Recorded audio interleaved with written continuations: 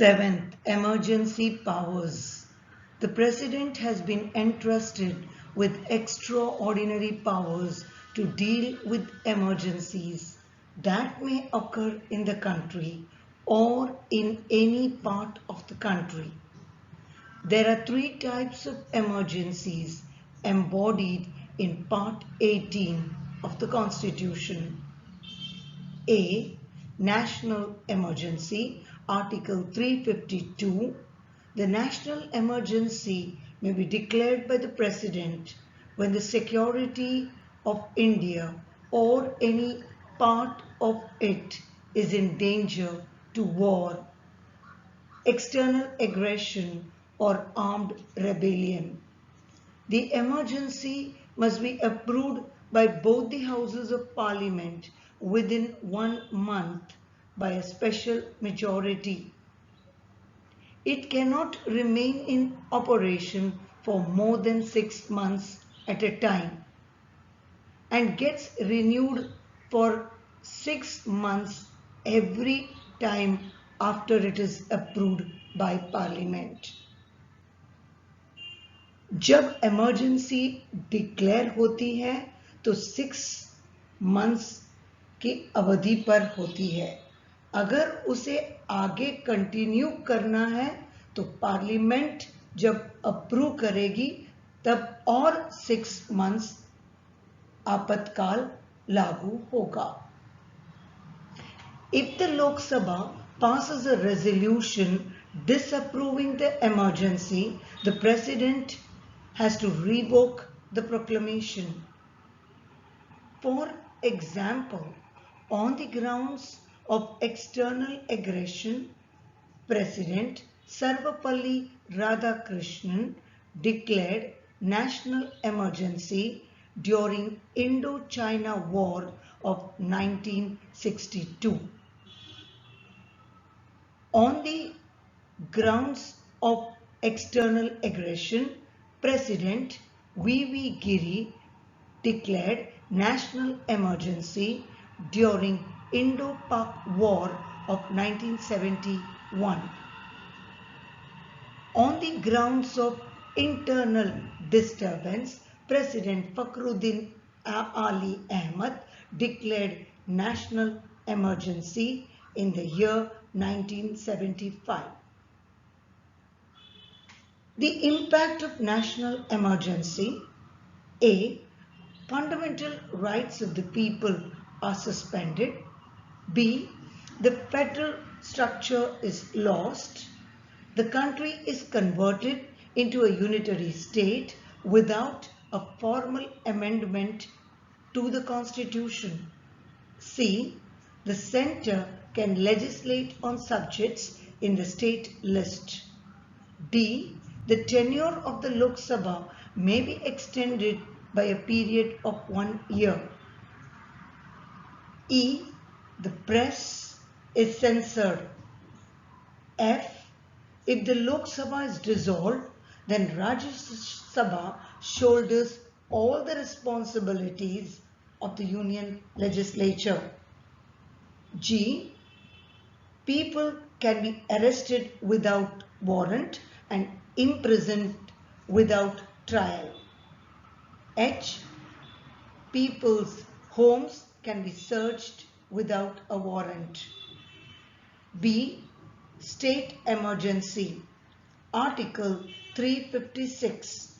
The state emergency is declared by the President on receipt of a report from Governor of a state that there is breakdown of constitutional machinery of the state. That is, the Chief Minister of a state is unable to carry on the administration of the state as per the Constitution. The emergency must be approved by both the Houses of Parliament within 1 month by a special majority. It can be imposed from 6 months to 3 years with repeated parliamentary approval every 6 months. For example, Goa, Bihar, Karnataka, Uttarakhand, Orissa, Manipur, etc., state emergencies have been declared. In Punjab, President's rule was for 5 years from 1987 to 1992, and in Jammu and Kashmir it was for 6 years from 1990 to 1996. The impact of state emergency. A. State emergency is also known as the President's rule. B.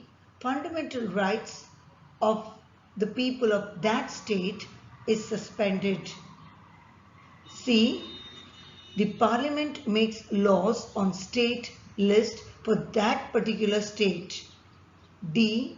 The President manages the state government through the constitutional head of the state, that is, the governor. E. Ordinances are issued by the President. F. The state assembly of a particular state is either dissolved or suspended. C. Financial emergency. Article 360. The financial emergency is declared by the President if he is satisfied that a situation has emerged wherein the financial stability or credit of the nation is threatened. The emergency must be approved by both the Houses of Parliament within 2 months by a special majority. Once approved, financial emergency continues indefinitely till it is revoked. That is, repeated parliamentary approval is not required for its continuation, and there is no maximum time limit prescribed for the operation of financial emergency. The financial emergency may be revoked by the President any time without any parliamentary approval. The impact of financial emergency. A.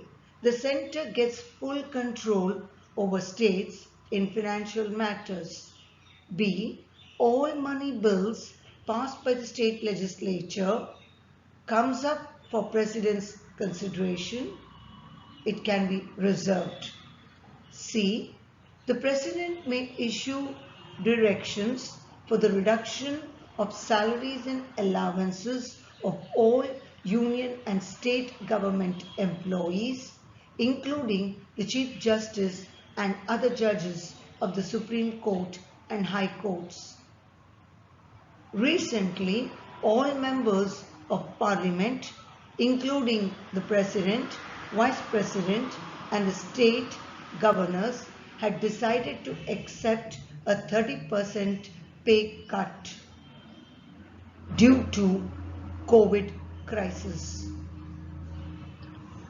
Financial emergency has never been declared since the inception of the Constitution.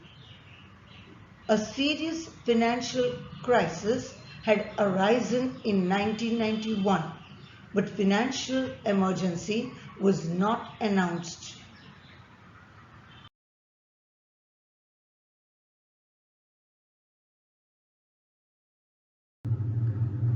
Constitutional position of the President of India. The constitutional status of the President can be understood with the help of provisions embodied in the Constitution. Article 53, Article 74 and Article 75 throw light on the constitutional position of the President of India. Article 53(1) states that executive power of the Union is vested in the President and he exercises his powers directly or through subordinate officers. This article presents clearly that the President enjoys executive powers.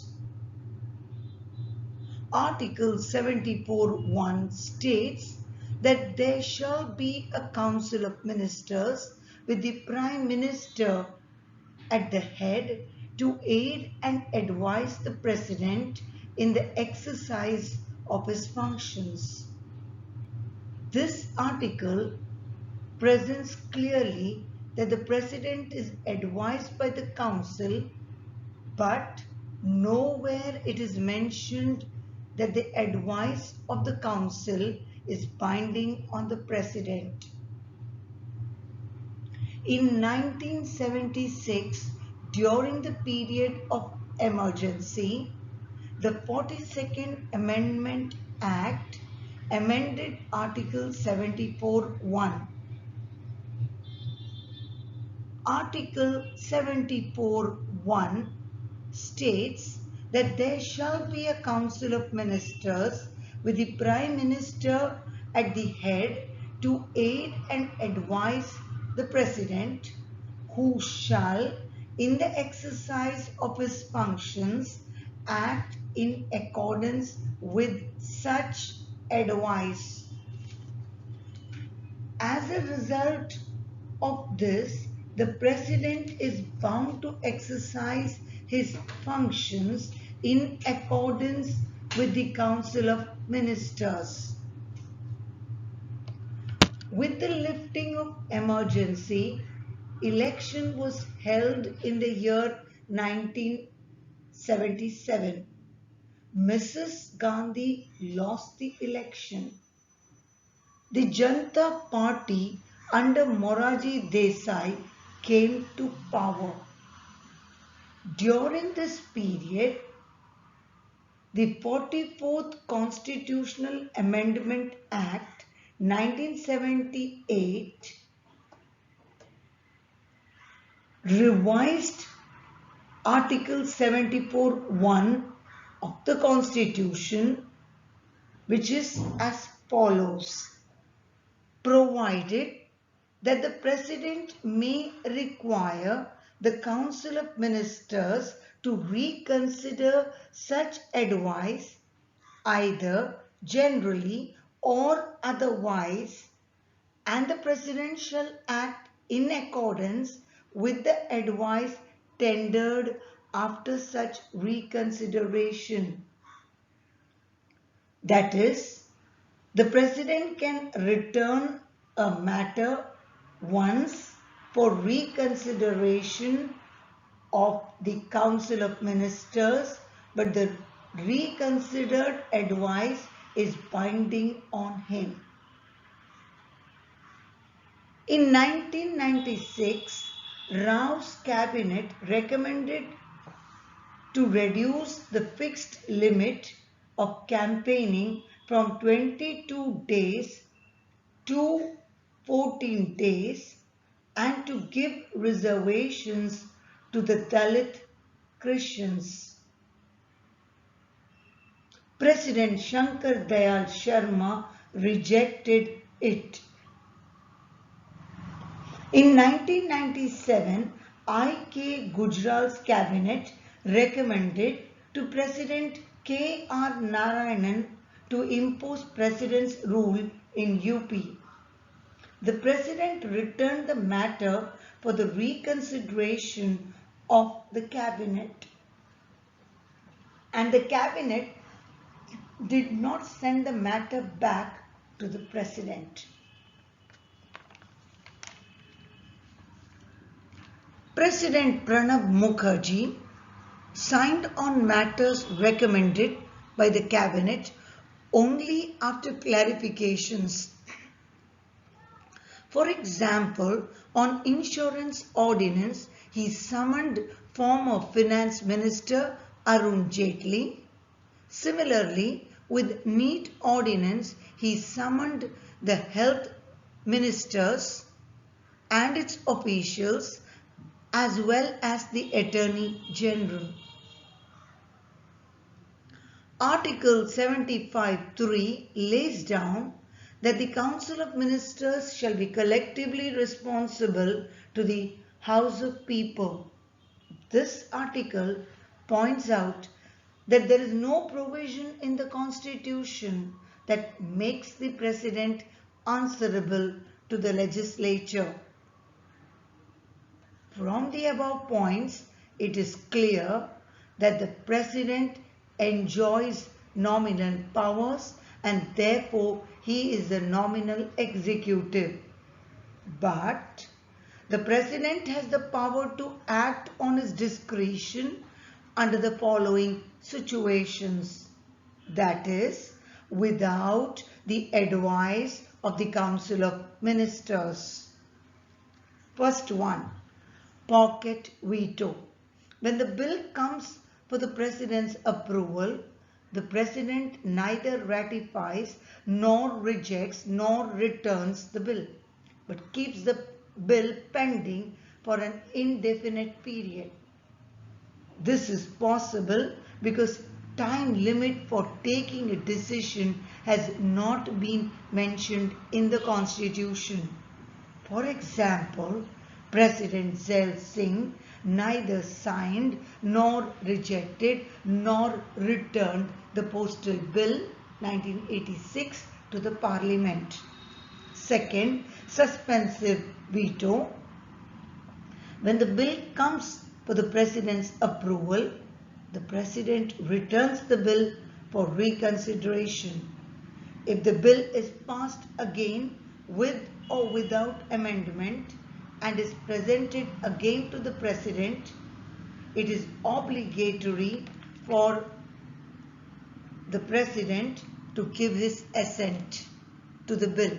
For example, APJ Abdul Kalam returned the Office of Profit Bill 2006 for reconsideration, but the Parliament sent the bill back without changes and the President had to give his assent. Third, case of no majority. When no political party enjoys majority in the Lok Sabha or House of People, the President can invite the leader of the party who he or she thinks can constitute a stable government. For example, when Prime Minister Morarji Desai resigned, President Neelam Sanjeev Reddy chose Charan Singh as the next Prime Minister in spite of a contending claim made by Jagjeevan Ram. President R. Venkatraman invited V.P. Singh in 1989 and in 1991 invited P.V. Narasimha Rao to form the government.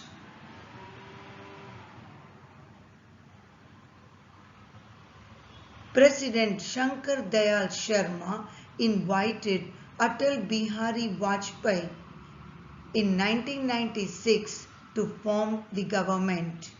In all the three examples, the President invited them to form the government not because they had the majority, but because they were the single largest party. Fourth, dismissal. The President decides the dismissal of the Council of Ministers when they cannot prove the confidence in the Lok Sabha. Fifth, dissolution. The President decides the dissolution of the Lok Sabha when the Council of Ministers have lost their majority. For example, Congress led by Sitaram Kesari withdrew support to the I.K.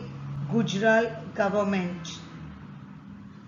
Similarly, AIADMK led by Jayalalitha withdrew support to the Vajpayee's government.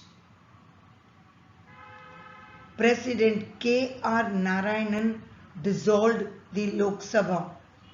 Sixth, seeking information. The President can seek information from the Prime Minister regarding the administration of the affairs of the Union.